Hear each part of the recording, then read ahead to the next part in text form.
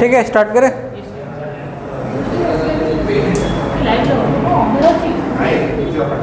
हो गया, स्टार्ट करें। क्या हो गया? किसका फोटो देख रहे हो मोबाइल में? हो गया देखना।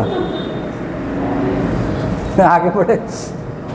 हाउस प्रॉपर्टी का कल डिडक्शन देखे थे, कौन कौन सा था? स्टैंडर्ड डिडक्शन कितना परसेंट? कल हाउस प्रॉपर्टी का डिडक्शन देखे थे ना कुछ कुछ। कौन कौन सा डिडक्शन था? इनकम ऐड होगा, फिर क्या लेस करेंगे? Municipal tax. म्युनिसिपल टैक्स के बाद क्या लेस करेंगे? 30% लेस कर रहे थे, और इंटरेस्ट ऑन लोन। ठीक है, फिर उसके बाद इंटरेस्ट ऑन लोन का अमाउंट कितना था? मैक्सिमम कितना क्लेम कर सकते हैं? 2 लाख।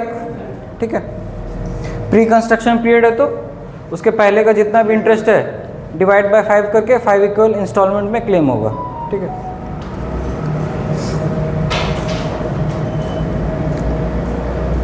ये सब वही है।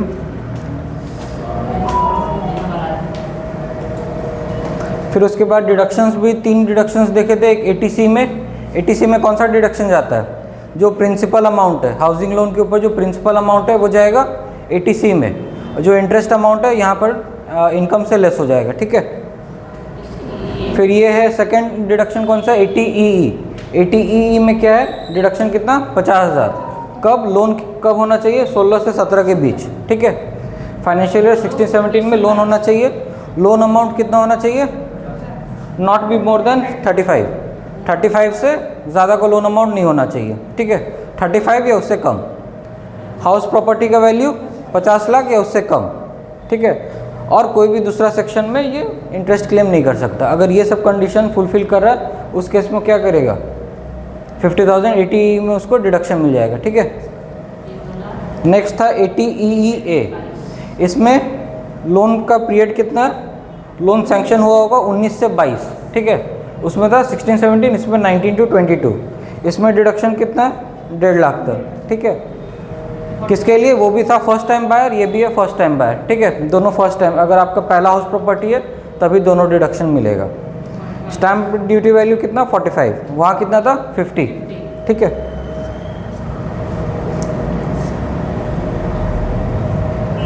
Loss from house property.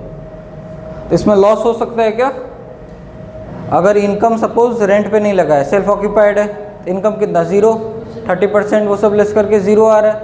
उसके बाद इंटरेस्ट, अगर इंटरेस्ट ऑन लोन है 2 लाख लेस हो जाएगा तो क्या आएगा? लॉस। लॉस मैक्सिमम लॉस कितना जा सकता है? मैक्सिमम लॉस कितना जा सकता है? अगर इनकम 0 है, इंटरेस्ट का मैक्सिमम लिमिट कितना है? 2 लाख।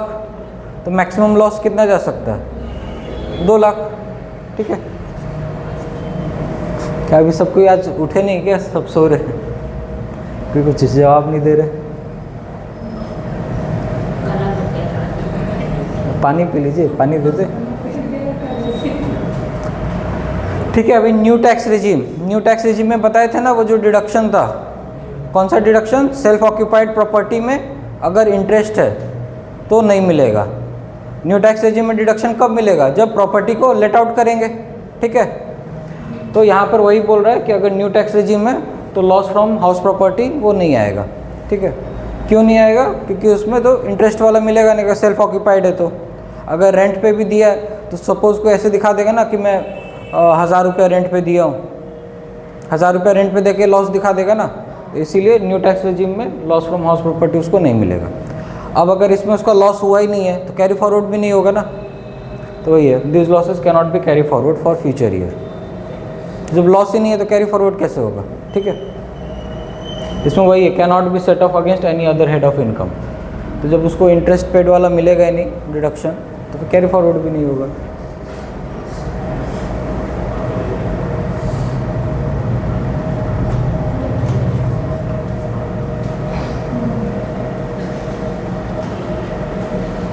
ठीक है, रमेश है, वो हाउस प्रॉपर्टी रेंट पे दिया। ठीक है, म्युनिसिपल वैल्यू 235 INR रेंट। सो ये वाला तो बताया नहीं था। ये जो टेबल दिखाए थे ना, बोले थे ना कि म्युनिसिपल वैल्यू और फेयर रेंट दोनों में whichever is higher subject to standard rent. ठीक है, दोनों में विचएवर इज हायर वो अमाउंट आएगा, उसका और स्टैंडर्ड रेंट का कंपेयर करेंगे, दोनों में जो कम होगा वही होगा आपका रेंट। ठीक है। और फिर उसके बाद एक्चुअल रेंट के साथ उसको कंपेयर करेंगे, दोनों में which ever is earlier. But अभी जो आप लोग प्रैक्टिकल करेंगे उसमें सिर्फ आपको एक्चुअल रेंट रिसीव्ड देख लीजिएगा, काम हो जाएगा, ठीक है। इतना कैलकुलेशन करने का ज़रूरत नहीं है, सिर्फ जो एक्चुअल रेंट रिसीव्ड है उसी को लेकर हम लोग चल सकते हैं। ये वही कैलकुलेशन है। पहले क्या होगा, रेंट जितना मिला वो ऐड होगा, क्या लेस करेंगे, म्युनिसिपल टैक्स, क्या आ जाएगा, net annual value, deduction less कर देंगे, कौन सा 30% और इंटरेस्ट ऑन लोन, क्या आ जाएगा, इनकम या फिर लॉस फ्रॉम हाउस प्रॉपर्टी, ठीक है।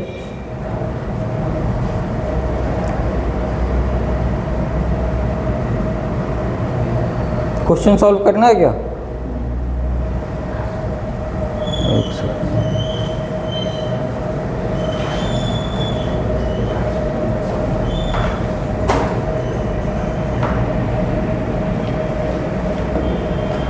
इसमें जैसे municipal value 3 lakh, fair rent 375, standard rate 350, ठीक है। तो पहले ये दोनों को कंपेयर करेंगे, दोनों में ज़्यादा कौन सा है, 375, फिर सब्जेक्ट टू स्टैंडर्ड रेंट, तो ये दोनों में जो कम है, ये दोनों में जो ज़्यादा वो अमाउंट आ गया 375, उसको अभी कंपेयर करेंगे स्टैंडर्ड रेंट से, दोनों में जो कम है 3.5 लाख, तो 3.5 लाख है, ठीक है।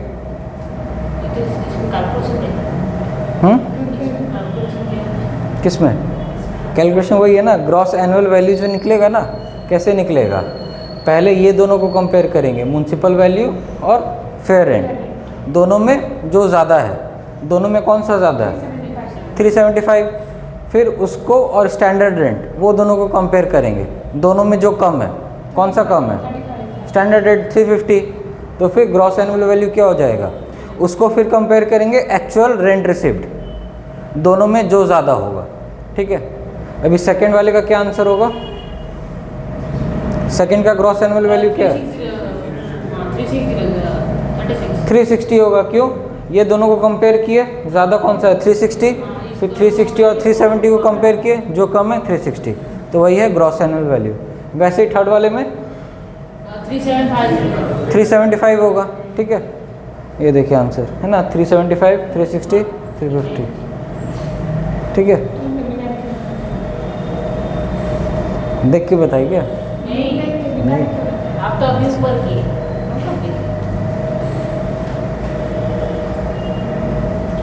फिर ये लिखा है ना, म्युनिसिपल टैक्सेस पे during the year 12%, municipal tax किसके ऊपर पे करेगा, म्युनिसिपल वैल्यू के ऊपर, है ना। तो इसी का 3 लाख का 12% कितना होगा, 12 3 जा 36, कितना लेस हुआ है 36, ठीक है। उसको लेस करने से क्या आ जाएगा, नेट एनुअल वैल्यू, फिर क्या करेंगे, स्टैंडर्ड डिडक्शन कितना 30%, 30% किसका 314 का, 314 का 30% कितना आ रहा है 94,200 ना। और क्या लेस किया है वो,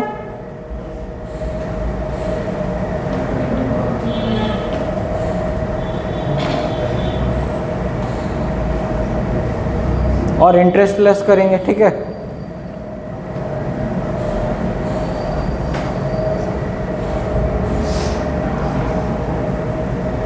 इंटरेस्ट भी लेस किया है ना, ओके। अभी ये न्यू रेजिम में कैलकुलेट किया हुआ है, ओल्ड रेजिम में कैलकुलेट किया हुआ है, ठीक है।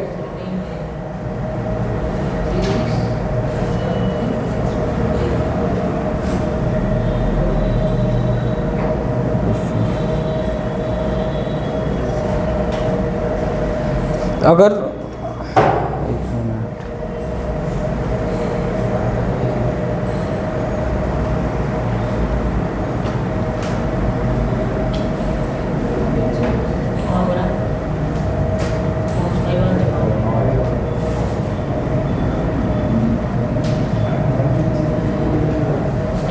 यह क्वेश्चन इसका अच्छा मिस, वो वाला स्लाइड मिसिंग,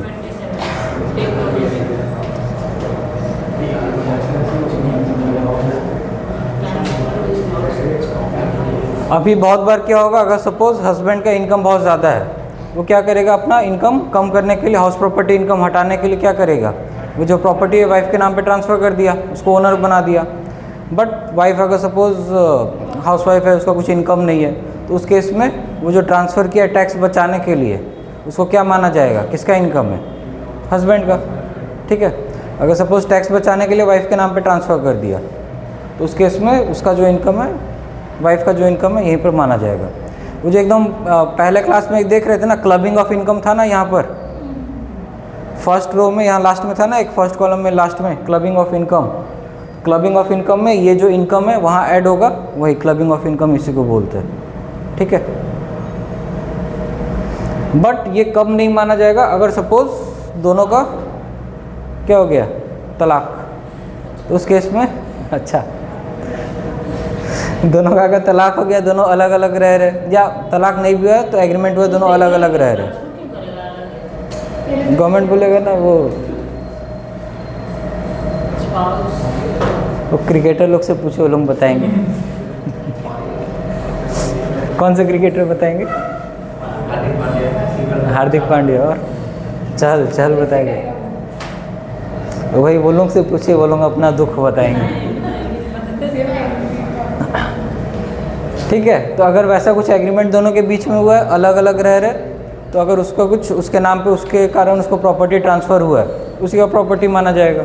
ठीक है, तो फिर इनकम भी जो आएगा वाइफ के नाम पे, और नहीं तो नॉर्मली जनरल केस में अगर वैसा कुछ ट्रांसफ़र हुआ है तो हस्बैंड, मतलब जिसके भी जो भी ट्रांसफ़र किया।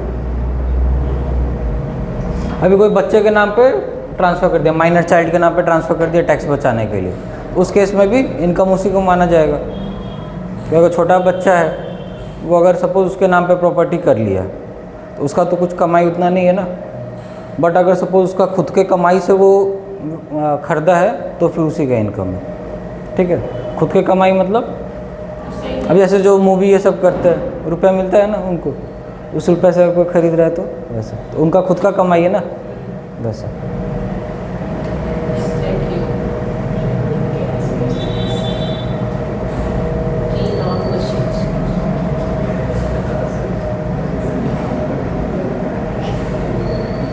अगर सपोज़ कोई प्रॉपर्टी है मेरे नाम पे, ठीक है, बट रेंट हम ले रहे कोई रिलेटिव के नाम पे, या मतलब फादर के अकाउंट में, हम उसको बोल दिए, जो टेनेंट है उसको बोले मेरे अकाउंट में रुपया मत डालना, मेरे फादर के नाम अकाउंट में डाल देना, या किसी दूसरे का अकाउंट नंबर दे दिए, तो रेंट कौन दे, मतलब टैक्स कौन देगा? इनकम तो मेरा ही है ना, भले ही जिसके भी अकाउंट में हम ले। ठीक है, it will be taxable in the hands of SSC. अगर प्रॉपर्टी अंडर कंस्ट्रक्शन है, इंटरेस्ट मिलेगा, इंटरेस्ट का एग्जेम्पशन उस समय नहीं मिलेगा, बट उस समय तक का जितना भी इंटरेस्ट हुआ है उसको टोटल करेंगे, कंस्ट्रक्शन होने के नेक्स्ट 5 ईयर्स में इक्वल इंस्टॉलमेंट में वो लेगा। ठीक है, बाई 5 करके equal instalment. Any deduction available for this pre construction interest वही है, बनने के बाद 5 इक्वल इंस्टॉलमेंट। ठीक है, लिमिट कितना रहेगा सब्जेक्ट टू, वहाँ पर भी वो 2 लाख का लिमिट रहेगा। अगर 2 जन मिल के लिए तो 2 जन देंगे, जितना शेयर है, ठीक है, उसी हिसाब से वो देंगे। इसमें भी 2 लाख पर को ओनर, तो ए को भी 2 लाख, बी को, अगर 2 जन मिल के लिए, ठीक है, ए भी लिया, 2 बी भी लिया, इंटरेस्ट आ रहा है कितना, 4 लाख, 50-50 शेयर है तो कितना हुआ, 2-2 लाख, दोनों जन को 2-2 लाख मिलेगा। ठीक है, और प्रिंसिपल वाला भी 1.5 लाख मिलेगा, 2 लाख इंटरेस्ट का और 1.5 लाख प्रिंसिपल का ATC में। ठीक है,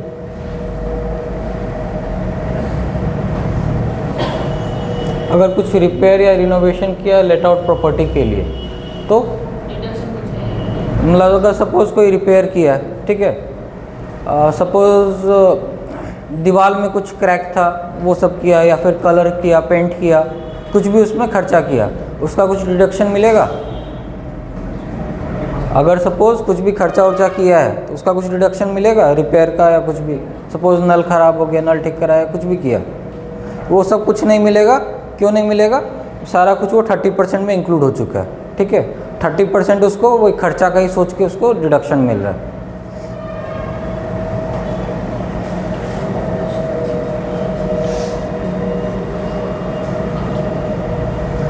किसी फॉर्म के नाम पे प्रॉपर्टी है, कंपनी के नाम में प्रॉपर्टी है, तो वो सेल्फ ऑक्यूपाइड उसको क्लेम कर सकता है क्या? नहीं, ट्रस्ट थोड़ी वहाँ पर रहेगा, कंपनी भी वहाँ नहीं रहेगा ना। अगर वो बिजनेस पर्पज़ के लिए यूज़ कर रहे हैं तब तो ऐसे भी इसमें नहीं जाता है। अगर सपोज़ कोई कंपनी है बिजनेस पर्पज़ के लिए यूज़ कर रहा है तब तो ऐसे भी यहाँ नहीं जाएगा, जाएगा किस में, पीजीबीपी में, प्रॉफिट गेन एंड बिजनेस में। अगर कंपनी है तो सेल्फ ऑक्यूपाइड मतलब क्या, कंपनी थोड़ी वहाँ कोई एक पर्सन ही है ना जो वहाँ रहेगा, उसको जगह चाहिए रहने, वो तो एक आर्टिफिशियल है ना, तो उसको तो कोई जगह नहीं चाहिए, तो इसीलिए वो सेल्फ ऑक्यूपाइड क्लेम नहीं कर सकता। ठीक है, तो कंपनी के नाम पे अगर कुछ प्रॉपर्टी है तो या तो बिजनेस में यूज़ करेगा या फिर रेंट पे देगा। ठीक है,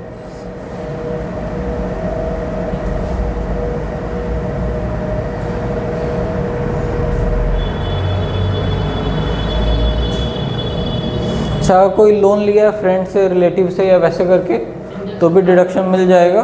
ठीक है, बट अगर किसी दूसरे पर्पज़ के लिए लिया है लोन तो फिर नहीं मिलेगा, सिर्फ अगर प्रॉपर्टी खरीदने के लिए लिया है तो मिलेगा।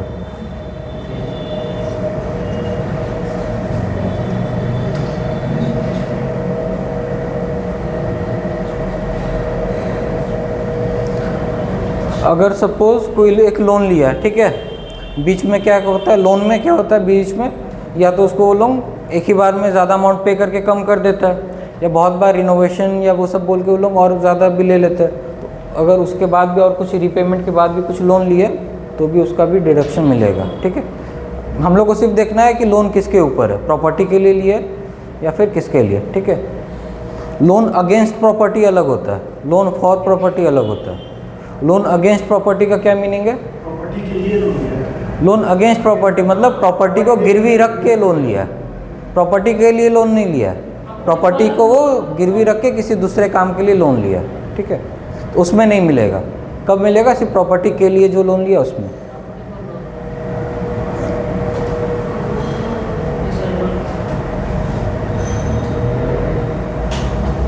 अच्छा, अगर सपोज़ वो इंटरेस्ट उसका पे नहीं किया है तो भी उसको डिडक्शन मिलेगा क्या, तो यहाँ पर एक्रूअल बेसिस चलता है। ठीक है, एक्रूअल बेसिस कॉमर्स वाले आप लोगों को मालूम ही होगा, मालूम है, एक्रूअल बेसिस नहीं पढ़े 11 में, कॉमर्स के है ना आप लोग, कॉमर्स के तो 11 में ही तो है, क्लास 11 में नहीं था एक्रूअल बेसिस, क्या था क्या था उसमें, था ना accrual basis, accrual basis of accounting, और एक क्या होता है दूसरा, कैश बेसिस। कैश बेसिस में क्या करते थे, जब कैश आया तभी उसको रिकॉर्ड करते थे। एक्रूअल बेसिस में जब एक्चुअल खर्चा होगा तब उसको रिकॉर्ड करेंगे। हम लोग अकाउंट्स किससे बनाते हैं, एक्रूअल बेसिस में ना। जो भी हम लोग एक्सपेंसेस है, जब एक्सपेंसेस हुआ भले उसको रुपया अभी नहीं दिए, सपोज़ उधारी में कुछ किए काम, ठीक है, उधारी में कुछ खर्चा किए तो भी हम लोग उसको एक्सपेंसेस में लेते हैं ना। यहाँ पर भी अगर एक्रूअल बेसिस है तो उस बेसिस में इंटरेस्ट हम लोग लेंगे। अगर इंटरेस्ट पे नहीं, बहुत बार होता है ना मोरेटोरियम पीरियड, सुने मोरेटोरियम पीरियड, नहीं वो होता है कि सपोज़ कुछ लोन लिया हम तो इंटरेस्ट कब से चालू हो जाएगा, अभी से। लेकिन अगर सपोज़ कुछ वैसा हम टर्म लोन या वैसा कुछ एक बड़ा अमाउंट ले रहे हैं जिसमें मेरा इनकम 3 महीने के बाद या 6 महीने के बाद स्टार्ट होगा, तो 6 महीने का हम बैंक को बोल के मोरेटोरियम पीरियड बोलते हैं। तो मोरेटोरियम पीरियड मतलब कि ये 6 महीना तक मेरे को बैंक बोला कि ठीक है आप अभी लोन मत दीजिए, 6 महीना तक, 6 महीने के बाद से लोन दीजिएगा। जो EMI होता है ना, EMI अभी तुरंत स्टार्ट हो जाता है ना, तो बैंक EMI अभी से स्टार्ट नहीं करेगा, 3 महीना, 6 महीना, 9 महीना, 12 महीना उसके बाद स्टार्ट करेगा। तो वो जो पीरियड जितना महीना हम लोग को नहीं देना रहता है वो होता है मोरेटोरियम पीरियड। ठीक है, तो उस बेसिस में इंटरेस्ट तो कुछ गया नहीं है, बट उस पीरियड का भी इंटरेस्ट लगा है ना, तो उसी को हम लोग एक्रूअल बेसिस में जितना इंटरेस्ट हुआ है उतना ही डिडक्शन मिलेगा, जितना पे किए उतना नहीं। ठीक है, ये बताइए और कुछ डाउट, हाउस प्रॉपर्टी में कुछ डाउट नहीं?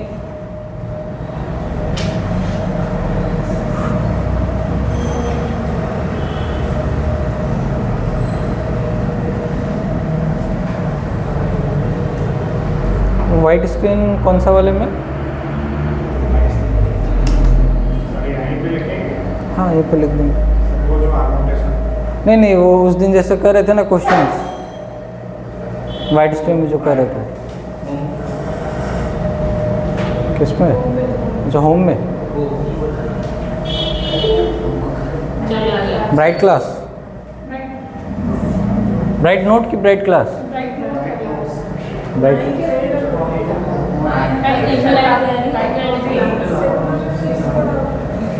ब्राइट नोट था।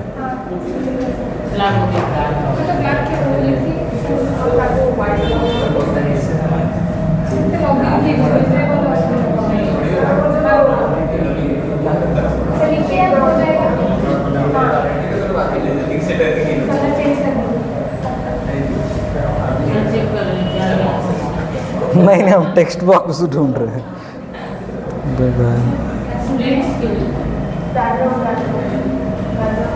किसमें बैकग्राउंड तो ठीक है।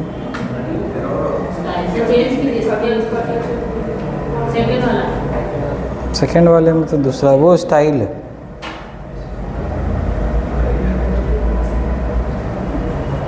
छोड़ा ऐसे रहता।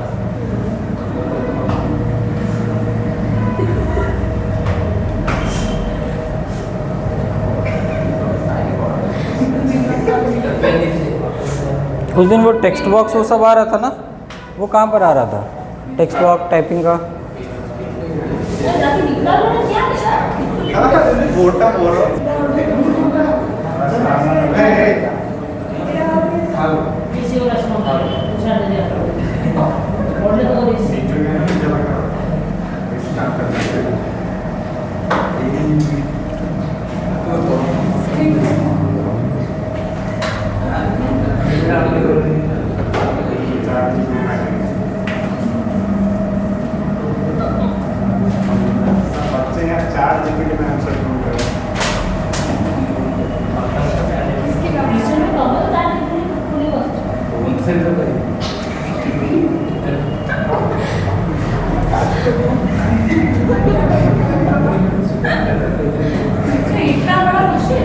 हाँ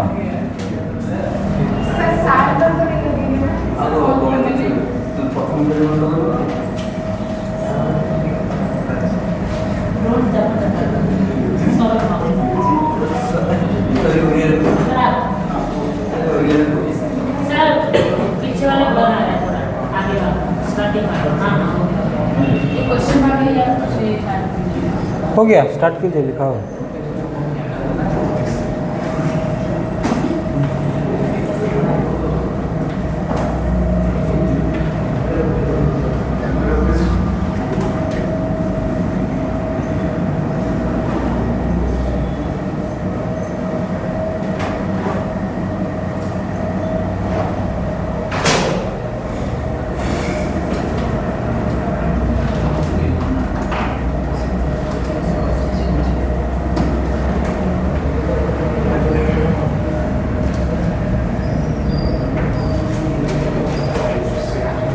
दिख रहा है क्या? और बड़ा कर दे।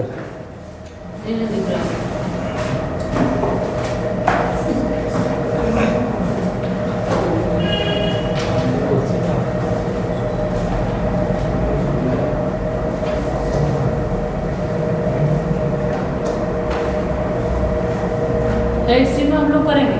हाँ तो फ़ोन से नहीं होगा, कॉपी पेपर में ही होगा। जी फ़ोन से कैलकुलेट नहीं होगा, पेपर पेन में ही होगा। तो एक बार आप बता दीजिए, फिर हम लोग करेंगे। पीछे वाले के पेपर पेन में नहीं होगा, खुद के पेपर पेन में होगा। अरे समझ गए जिसको बोले। अलग अलग तो नोट्स में नहीं, खुद के नोट्स में नहीं होगा। जैसे आप इनके पेपर में देख रहे, इनके पेपर कहाँ सॉल्व कर?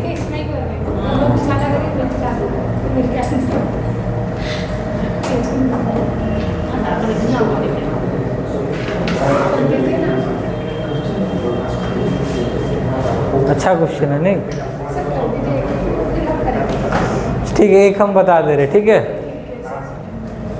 पहला 3 को यूज़ करके सैलरी वाला निकल जाएगा। Income from salary, income from salary कितना है? बेसिक 6 लाख, HRA 3 लाख, ठीक है।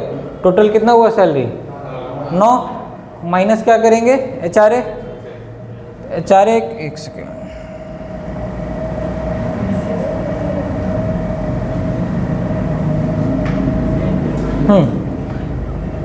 पहले क्या 6 + 3 कितना हुआ? 9, माइनस क्या होगा एच आर ए कितना 50% ऑफ बेसिक, 6 लाख का 50% 3 lakh, H R A actually received 3 lakh, rent paid कितना है 20,000 इंटू 12, 2,40,000 माइनस 10% ऑफ 60 कितना हुआ 180।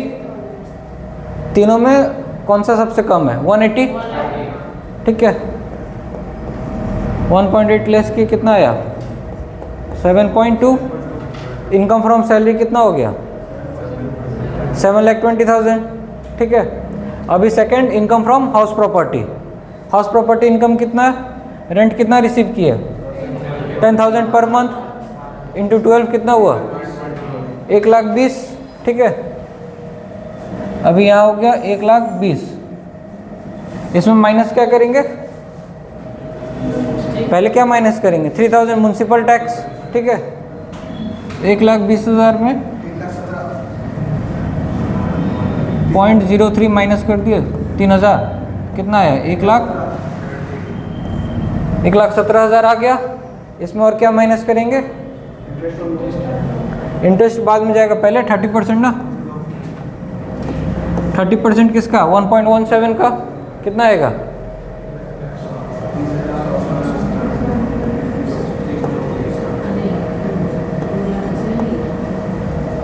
ठीक है।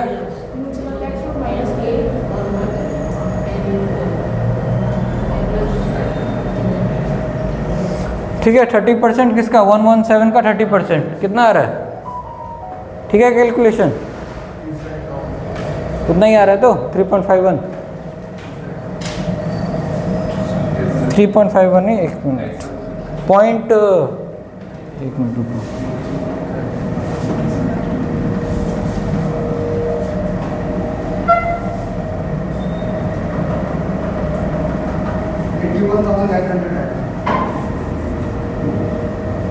कितना आ रहा,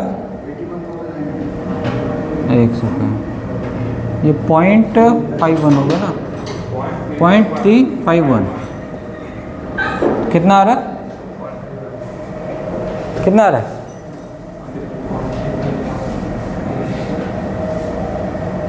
1,17,000 में 30,000 माइनस 30% माइनस होगा उसका। हाँ तो कितना आ रहा है 70% से कितना आ रहा है, कितना 81,000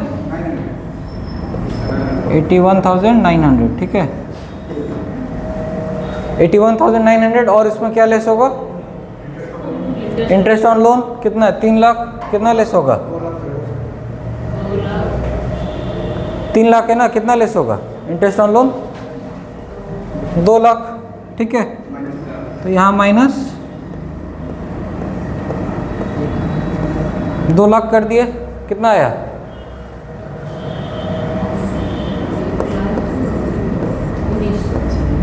1,10,900 माइनस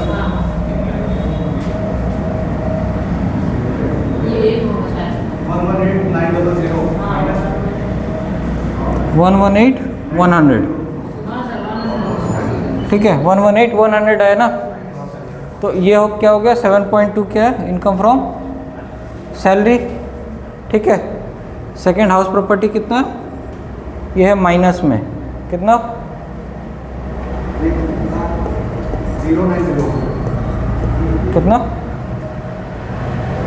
1,10,900 नहीं 118,100 आएगा ना, वही बोला गलत बताया कितना आएगा ये 1,10,900 ये 81,900 सही है कि नहीं, आपका 81,900 2 लाख से माइनस होगा तो माइनस में रिजल्ट आएगा कितना आ रहा है माइनस 1,10,900 81,900 माइनस करेंगे 2 लाख में, अच्छा 82,000 आपका अप्रोक्सीमेटली 1,12,000 होगा, उसमें से 900 कितना आ रहा है छोड़ो बोलो 1,10,900 रुको सही है तो 118,100 सही तो हम बोले, तुम बोले गलत है, सही तो है 900 कहाँ से आएगा, क्या तुम लोग कैलकुलेटर लेके भी गलत बता रहे हो।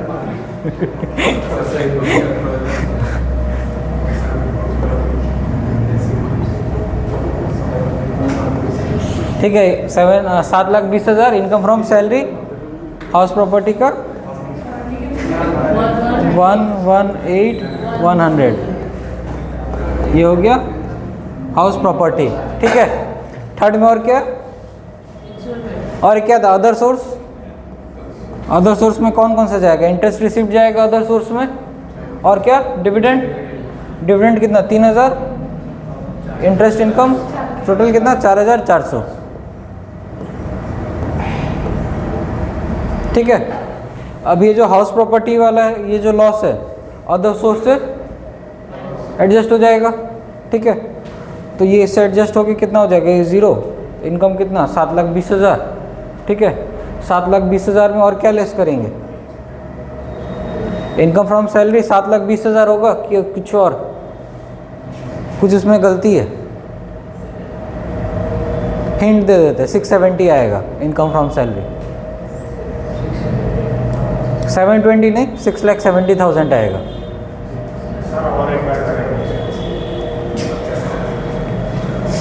ये 7.2 नहीं, ये 6.7 आएगा।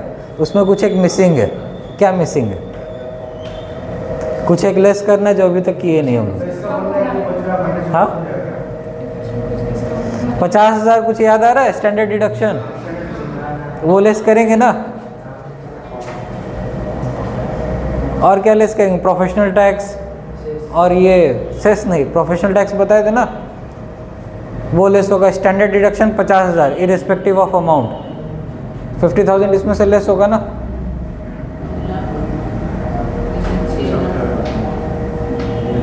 तो यहाँ माइनस 50,000 लेस होके कितना आएगा, 6,70,000। समझ में आया 50,000 क्यों लेस हुआ, स्टैंडर्ड डिडक्शन बताए थे ना, जितना भी इनकम होगा 50,000 उसमें लेस हो जाएगा, न्यू वाले में भी ओल्ड वाले में भी। तो अभी कितना आ रहा है इनकम, 6,70,000। किस में उसको ज़्यादा बेनिफिट है, न्यू वाले में अगर 7 लाख से नीचे जाएगा तो उसको तो रिबेट मिल जाएगा ना, रिबेट मिल के टैक्स तो उसका ज़ीरो हो गया। ओल्ड में 5 लाख से ऊपर में रिबेट नहीं है ना, तो 2.5 लाख से 5 लाख तक में 5% हो जाएगा। ठीक है, इसके बाद जो प्रिंसिपल है 160, इसका क्या करेंगे, अगर न्यू में है टैक्स कितना आ रहा है, ज़ीरो। ओल्ड में है तो टैक्स कितना आ रहा है, इनकम जो 670 है इसमें 1.5 और लेस करेंगे, कितना आया 5,20,000। 5,20,000 इसका इनकम हुआ, इनकम के ऊपर टैक्स कैलकुलेट कर देंगे। बेनिफिट किस में है, न्यू वाले में। किस में भरेगा रिटर्न, न्यू में। टैक्स कितना, ज़ीरो। ठीक है, एक और क्वेश्चन दे। ये वाला क्लियर हुआ सबको। पहले क्या किए, सैलरी ऐड किए, HRA जो था उसको भी ऐड किए। डिडक्शन क्या था इसमें, HRA था, HRA लेस कर दिए। लेस करके क्या आ गया हम लोग का 17, ये 7.2 आ गया। लेस करके 7.2 आया ना। फिर क्या माइनस किए, standard deduction. Standard deduction minus करके क्या आ गया हम लोग का, इनकम फ्रॉम सैलरी। अगर वहाँ पर लिखा रहता प्रोफेशनल टैक्स तो वो भी माइनस कर देते। माइनस करके क्या आता, इनकम फ्रॉम सैलरी। फिर सेकंड में क्या किया, हाउस रेंट जितना उसको मिला, रेंट रिसिप्ट कितना है 10,000। उसमें पहले क्या माइनस किए, म्युनिसिपल टैक्स जो पे किया वो माइनस हो गया। माइनस करके क्या आया, नेट एनुअल वैल्यू। उसमें क्या माइनस किए, 30% स्टैंडर्ड डिडक्शन। 30% लेस करके जो आया अमाउंट, उसमें क्या माइनस करेंगे, इंटरेस्ट ऑन हाउसिंग लोन। ठीक है, इंटरेस्ट ऑन हाउसिंग लोन जो है वो हो गया इनकम या लॉस फ्रॉम हाउस प्रॉपर्टी। फिर थर्ड में क्या किए, अदर सोर्स जो था उसको ऐड कर दिया। ठीक है, अभी इसमें कुछ डाउट,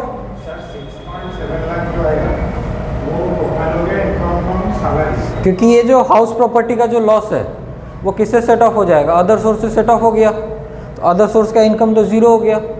अभी ये जो बच गया, कितना बच रहा है, 118,100 माइनस 4,400 कितना आएगा,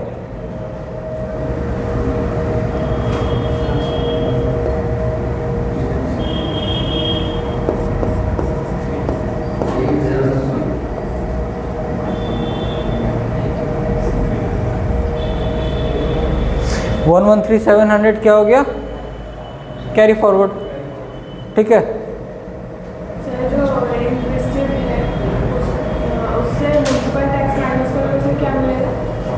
इससे म्यूनसिपल टैक्स माइनस किया तो हमारा वो वैल्यू आ गया ना। पहले तो नेट एनुअल वैल्यू, उसमें 2 डिडक्शन माइनस करेंगे, दोनों को माइनस करने के बाद आ जाएगा हम लोग का इनकम और लॉस फ्रॉम हाउस प्रॉपर्टी। जो बेसिक सैलरी है उसके साथ एचआर को प्लस क्यों किया जाता है? ये भी इनकम है, ये भी इनकम है ना, उसको दोनों मिला है ना, दोनों इनकम उसको मिला है ना, ठीक है। ये 3 लाख है, बट मैक्सिमम कितना ले सकता है, 2 लाख, इसलिए माइनस किया। अभी यहाँ तक क्लियर है। अभी इसके बाद भी इसमें 1 लाख होता तो 1 लाख माइनस होता। तो यहाँ तक क्लियर है। अभी इसके बाद भी इसमें एक गलती है, आज का टॉपिक से रिलेटेड है, वो हाउस प्रॉपर्टी से रिलेटेड है। न्यू टैक्स रेजिम में अगर वो वाला टॉपिक याद आ रहा है, न्यू टैक्स रेजिम में जो भी अगर लेस में होगा interest on housing loan negative, वो नहीं जाएगा या कैरी फॉरवर्ड नहीं होगा। आज पढ़े थे ना, पीपीटी में आज था ना कि अगर न्यू टैक्स रेजिम में रिटर्न फाइल कर रहे तो अगर ये कैरी फॉरवर्ड नहीं होगा, अदर सोर्स से भी ये सेट ऑफ नहीं होगा, था ना वो वाला पॉइंट, याद आया?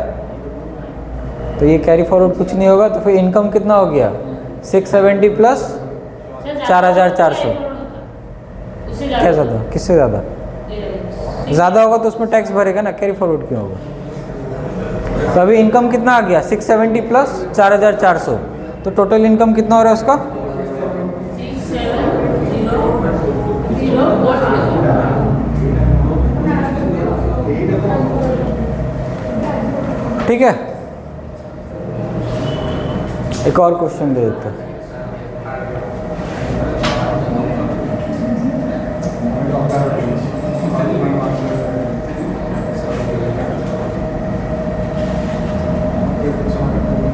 ठीक है, एक और क्वेश्चन देते हैं।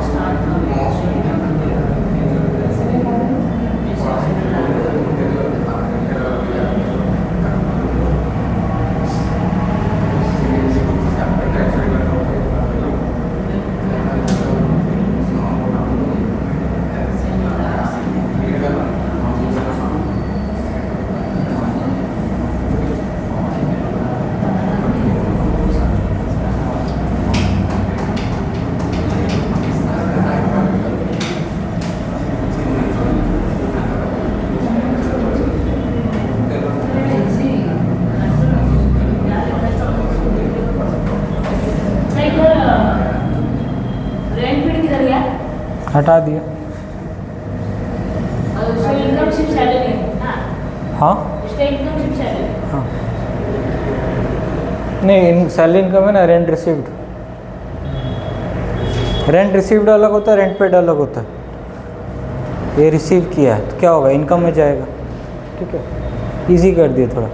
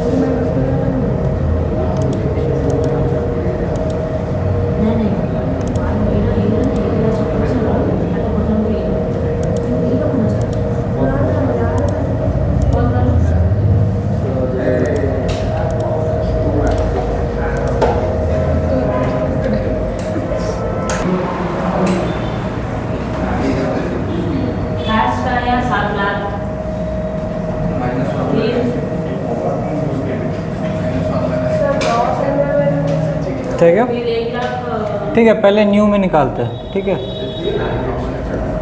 दो टैक्स रेजिम में ना, एक न्यू और एक ओल्ड। ठीक है, न्यू में के पहले कैलकुलेट करते हैं। सैलरी कितना है? 7 लाख 7 लाख।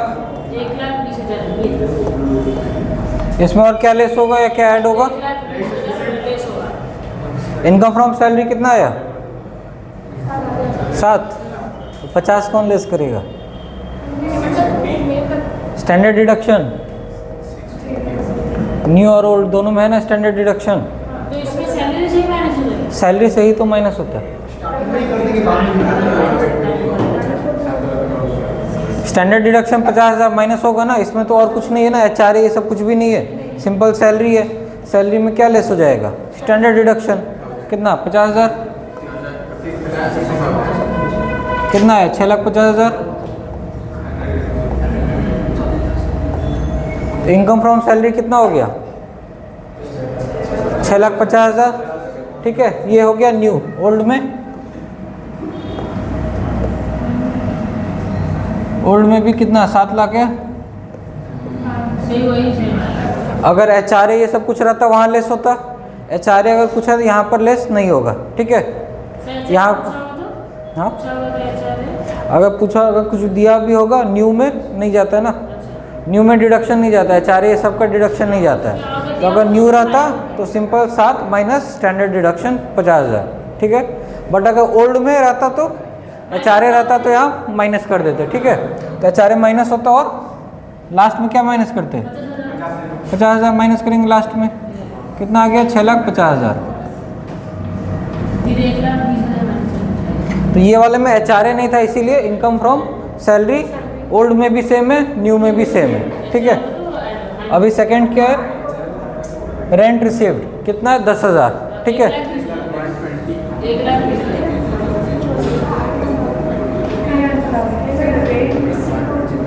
तो माइनस हो गया। ठीक है, 1,20,000 क्या माइनस होगा? 5,30,000 5,30। 6,05,000 इतना तो रेंट है, पहले क्या माइनस करेंगे? Municipal tax. ठीक है, कितना? 20,000। कितना आ गया? 1 लाख। नेक्स्ट इसमें क्या माइनस होगा?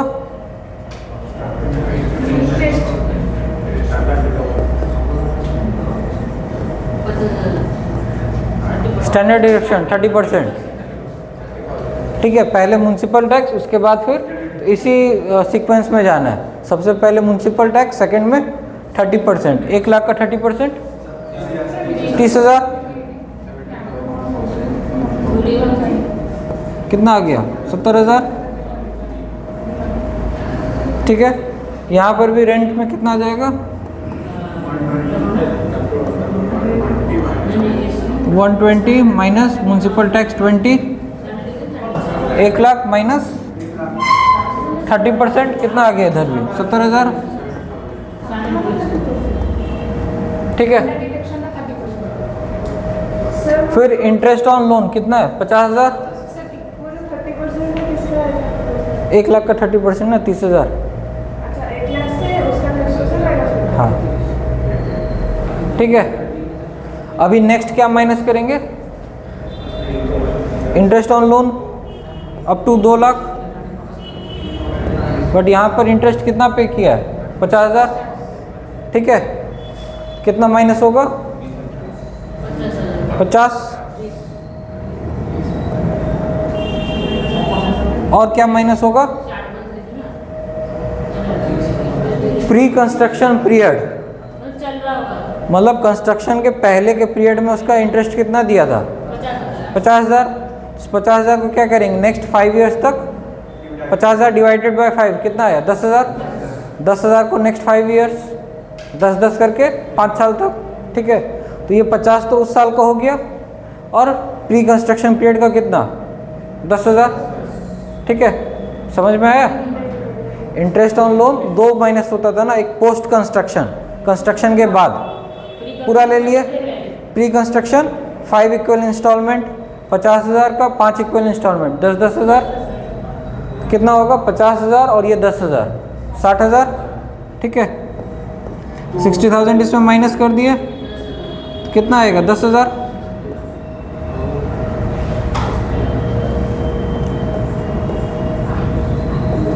इनकम फ्रॉम हाउस प्रॉपर्टी कितना आया 10,000। ओल्ड वाले में भी कितना आएगा वही 10,000, बट अगर ये वाला अगर सेल्फ ऑक्यूपाइड रहता तो ये वाले में इंटरेस्ट ऑन हाउसिंग लोन नहीं जाता, सेल्फ ऑक्यूपाइड अगर रहता तो नहीं जाता। ठीक है, तो ये वाला तो लेट आउट है, लेट आउट में न्यू में भी जाएगा ओल्ड में भी जाएगा। ठीक है, तो यहाँ भी 10,000 हो गया, यहाँ पर भी 60 माइनस हो जाएगा।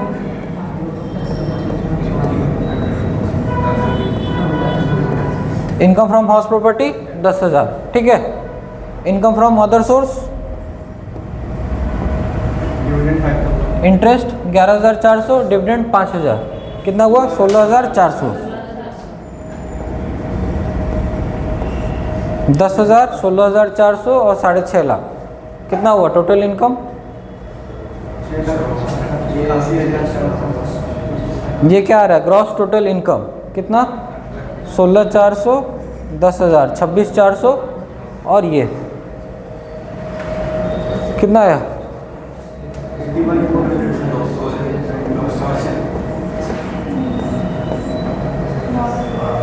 91,400।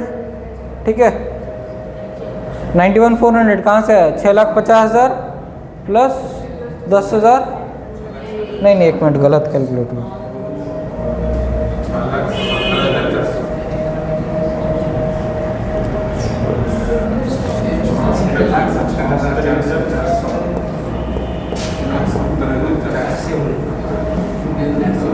ठीक है, ये क्या आ गया ग्रॉस टोटल इनकम। यहाँ पर भी अदर सोर्स ऐड करेंगे,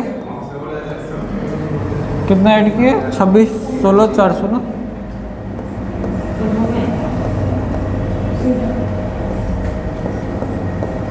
ग्रॉस टोटल इनकम ऐड करके कितना आया टोटल तीनों का, यहाँ पर भी 676,400।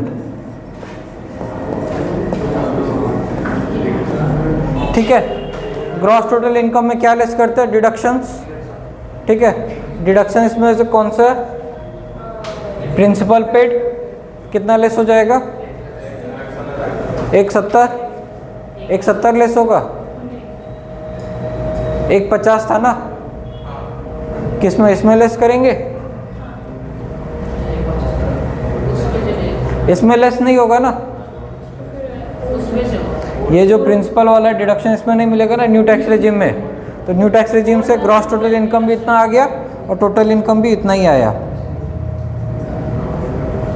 ठीक है, ओल्ड वाले में ग्रॉस टोटल इनकम इतना आ गया, माइनस इसमें क्या करेंगे 1,50,000, कितना आ रहा है 526,400। ठीक है, 526,400 ये हम लोग का क्या है टोटल इनकम। ठीक है, न्यू के हिसाब से कितना आ रहा है टोटल इनकम 676,400, ओल्ड के हिसाब से कितना आ रहा है 526,400। ठीक है, क्यों यहाँ पर डिडक्शंस नहीं मिलता है, तो ये जो इंटरेस्ट ये था प्रिंसिपल पेड 1,70,000 वो वाला यहाँ पर मिल गया। ठीक है, यहाँ नहीं मिलेगा वहाँ मिलेगा, 170 था बट मिलेगा कितना सिर्फ मैक्सिमम 150। ठीक है, LIC भी अगर लिया होगा तो वो भी ATC में जाता 150 में इंक्लूड होगा, तो उसका जो लिमिट है मैक्सिमम 150 है। तो अभी यहाँ से टोटल इनकम कैलकुलेट हो गया, यहाँ तक कुछ डाउट समझ में आ गया।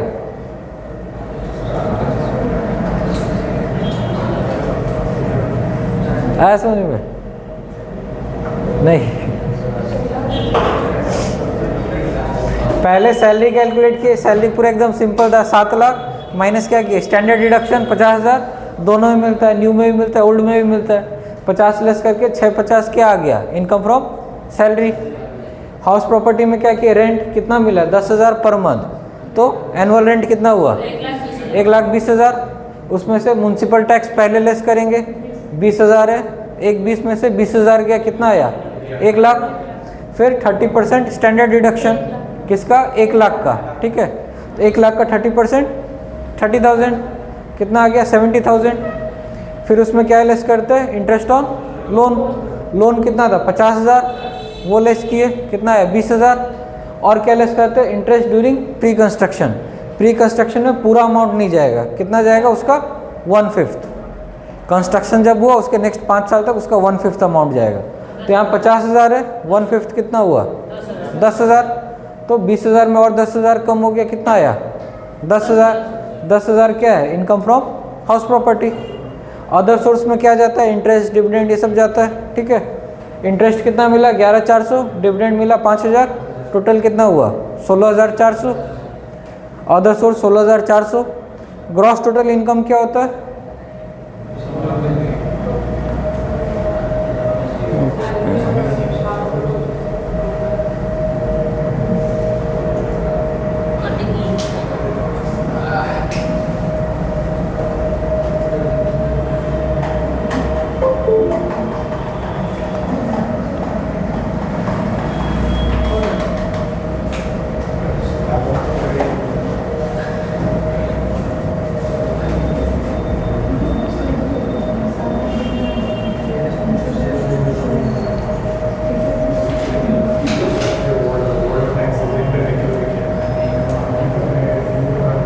ठीक है। अभी हम लोग क्या किए, classification of income under different head. Salary कौन सा है उसको अलग किए, हाउस प्रॉपर्टी कौन सा है उसको अलग किए, अदर सोर्स में कौन सा जाएगा उसको अलग किए। तीनों अलग किए ना हम लोग। तीनों अलग करके हम लोग नेक्स्ट काम क्या किए, कंप्यूटेशन अंडर ईच हेड। पहले क्या किए, सैलरी का निकाले, सैलरी का कितना आ रहा था 6.5 लाख। फिर क्या किए, हाउस प्रॉपर्टी का निकाल दिए, कितना आ रहा था 10,000। फिर क्या किए, अदर सोर्स का निकाल दिए, कितना आ रहा था 16,400, ठीक है।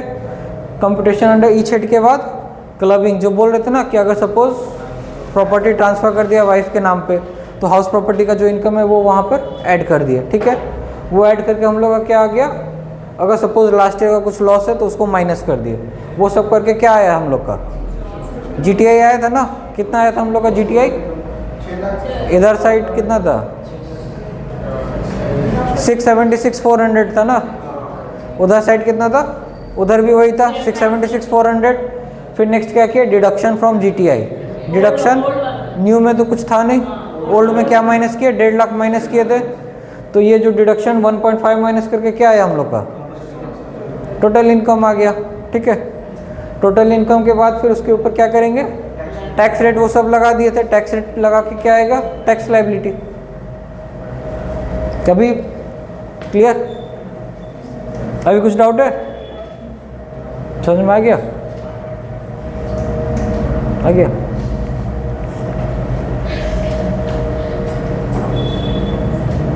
अभी क्वेश्चन सॉल्व हो जाएगा। तो जो हम लोग ये स्टेप पढ़े थे अभी हम लोग वही किए ना। सबसे पहले कौन से हेड में जा रहा है, पहले हम लोग बाइफरकेट किए ना कि ये सैलरी का है, ये अदर सोर्स में जाएगा, ये प्रॉपर्टी इनकम है। उसके बाद फिर नेक्स्ट तीनों एक एक कैलकुलेट करके तीनों को ऐड किए, डिडक्शन कुछ लेस किए, आ गया TI। उसके ऊपर टैक्स लगा निकाल लिया। टैक्स का भी कैसे कैलकुलेट किए थे, वही वो जो स्लाइड था ना, टैक्स। फिर उसके बाद कैसे कैलकुलेट किया, ऐसे। उसके बाद जो टैक्स कैलकुलेट वही ना 3 लाख तक 0, 3 लाख से 7 लाख तक 5% कैलकुलेट करते, जितना टैक्स अमाउंट आता उसका 7 लाख से बिलो है तो रिबेट मिल जाता। वही किए ना हम लोग, वही। ओल्ड वाले में क्या किए, वैसे ही 2.5 लाख तक 0, जितना बच गया उसमें 5 लाख से ऊपर जा रहा था ना, कितना आ रहा था 526, इधर कितना आ रहा था 526,400। नहीं, इनकम इधर कितना आ रहा था, टोटल इनकम ओल्ड में, ओल्ड में कितना आ रहा था इनकम, टोटल इनकम 5,26,400 है ना।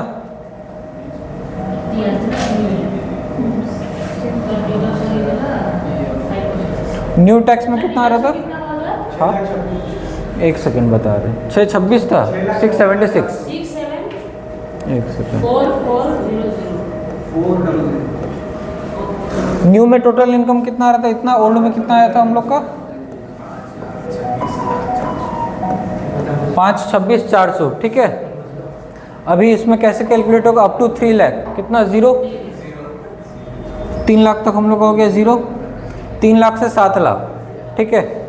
तो 676 में से 3 लाख ही लेस किए, कितना आया 376,400। उसका 5%। ठीक है, समझे? 3 लाख तक ज़ीरो है, 3 लाख तक ज़ीरो लिख दिए। 3 लाख से 7 लाख कितना है? 5%। हम लोग का इनकम कितना है? 676,400। तो इसमें से ये 3 लाख पहले जो ऑलरेडी यहाँ चला गया इस स्लैब में माइनस कर दिए, कितना बचा? 376,400। तो अभी 376,400 का 5%, इसका 5% कितना आ रहा है?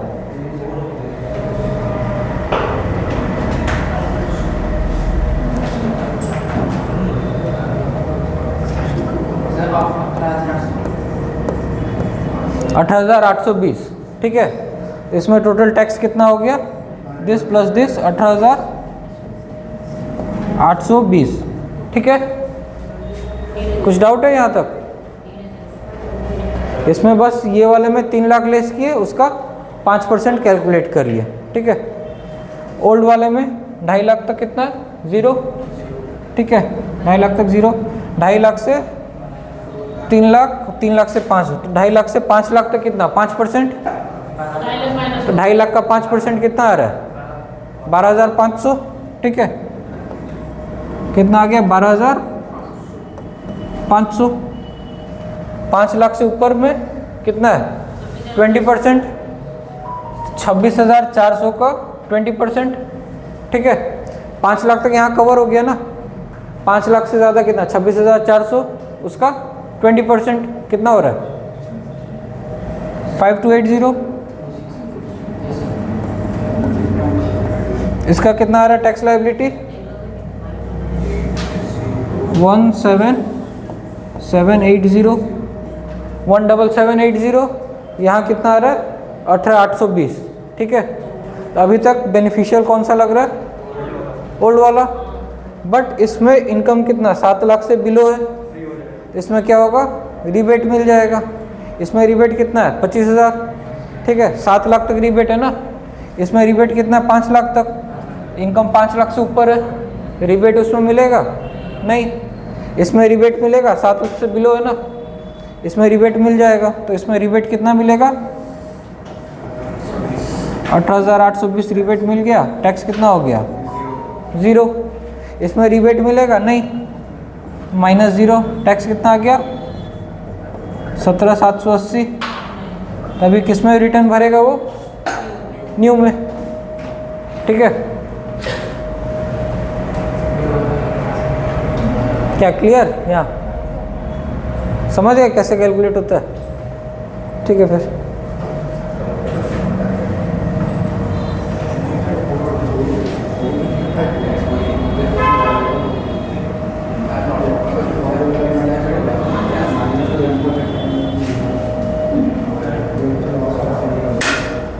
ठीक है, और कुछ डाउट?